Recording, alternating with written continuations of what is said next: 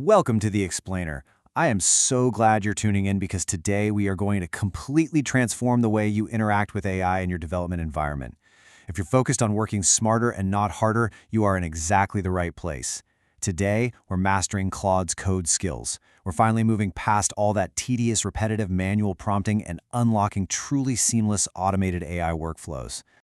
Look, we've all been there, right? Think about your recent chats with Claude. Every time you ask for a pull request review, are you having to re-describe exactly how you want the feedback structured? Every single time you commit, are you reminding Claude about your preferred commit message format? Constantly explaining your team's coding standards is just exhausting. Well, if you find yourself explaining the exact same thing to Claude over and over, you're about to discover the exact solution to fix it. Here is our roadmap. We'll kick things off by building a basic skill so you can stop repeating yourself. Then we'll break down the anatomy of a skill, look at progressive disclosure for complex architectures, map out the broader customization landscape, and wrap up with how to scale and troubleshoot for enterprise deployments. All right, let's jump right into section 1. Stop repeating yourself and moving from manual to automatic. So what exactly is a skill in this context? Let's define it clearly. Basically, a skill is a reusable markdown file that teaches Claude Code how to handle specific tasks automatically, right on demand. Instead of relying on some massive master prompt that you have to copy and paste every time, it's a write once, apply automatically kind of deal. Claude stores this knowledge and applies it only when the situation actually calls for it. And structurally, it is beautifully simple. It's really just a directory with a skill.md file inside of it. At the top of that file, you've got your front matter containing a name and a description. Now, the absolute key here is that description field. Claude actually reads your incoming requests and uses semantic matching against this description to decide if the skill should be activated. It is all about intent. Moving on to section 2. Let's look at the anatomy of a skill and dive into some advanced configuration. The Agent Skills Open Standard gives us several metadata fields we can play with in that front matter. Name and description are mandatory. Your name needs to be lowercase with hyphens, and your description really has to explicitly answer, what does this do, and when exactly should Claude use it? But it's the optional fields, like allowed tools and model, where you unlock some seriously advanced control over how Claude behaves. For instance, you can heavily restrict Claude's capabilities by explicitly setting allowed tools to just read, grep, glob, and bash. We are telling Claude that when this specific skill is active, it can only read files and search. No editing, no writing.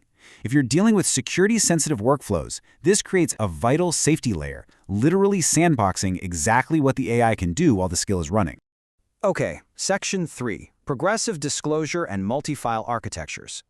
As you build these out, we need to scale them up smartly. Because, quite frankly, cramming a 2,000-line markdown file into Claude's context window is inefficient, it eats up tokens, and it's a nightmare to maintain. The solution here is progressive disclosure. Keep your main skill.md file under 500 lines. Treat it like a table of contents. Then, organize supporting files into subdirectories. Put executable code in scripts, heavy documentation in references, and templates in assets. In your main file, you just tell Claude, hey, if the user asks about architecture, go read the file in the references folder. Claude only reads them exactly when needed. And here is a massive aha moment for your workflow efficiency. When you put code into that scripts directory, say a data transformation script, and tell Claude to run it, Claude executes it without actually loading the script's code into the context window.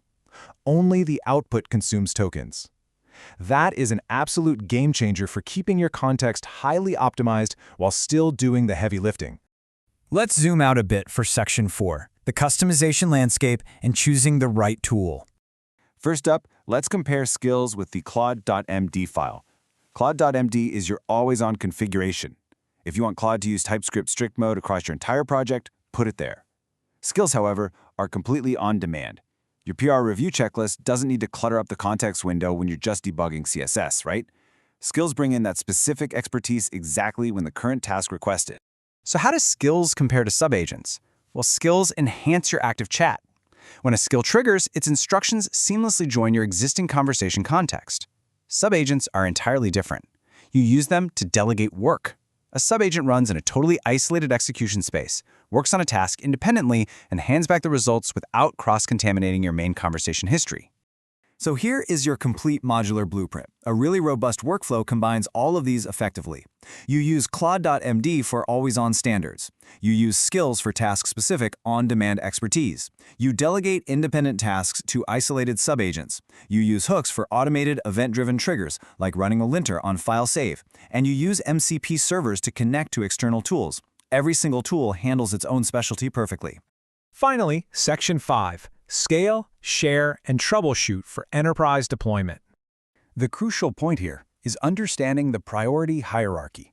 You can have skills sitting in your personal directory, in your project repo, or installed via plugins. But if names ever conflict, say you have a personal skill called code review, and your company deploys an enterprise skill also called code review via managed settings, the enterprise setting will always win. This ensures organizational compliance and guarantees that mandatory standards cannot be overridden locally. Oh, and here is a major gotcha when you're combining features. Remember those subagents. Because they start with a completely fresh, clean context, they do not automatically inherit your skills. If you want a subagent to enforce your team's standards, you must explicitly list those specific skills in the subagent's front matter. Otherwise, it's going to operate completely unaware of your custom guidelines. Now, if a skill fails, don't just guess. Follow this systematic checklist. Step 1. Run the Agent Skills Verifier tool to catch any YAML syntax issues. Step 2. If it's not triggering, refine your description with specific trigger phrases. Step 3. Ensure the file is named exactly skill.mmd in all caps. And Step 4. For runtime errors, verify your script execute permissions with chmod+x, and for the love of code, always use // for your paths. And that brings us to the end of our explainer. You now have the blueprint to stop repeating yourself and start architecting some highly efficient modular AI workflows. So I will leave you with this question. What is the most tedious, repetitive coding task you deal with every single day? Identify it, pop open your terminal, create that .cloud skills directory, and build your very first skill right now. Happy automating, and I'll catch you next time.